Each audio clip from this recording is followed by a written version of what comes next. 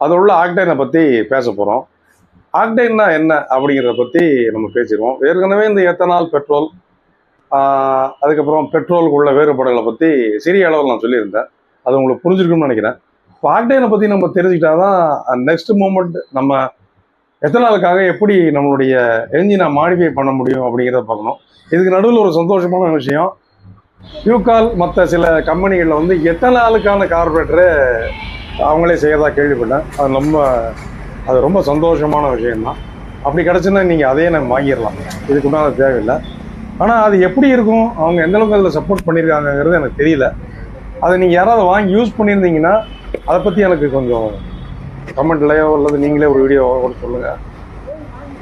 அது உங்களுக்கு நல்லாவே தெரிஞ்சிருந்து நம்ம வீடியோவில் கூட நீங்கள் வந்து பேசலாம். அது ஒரு நல்ல விஷயம் கூட.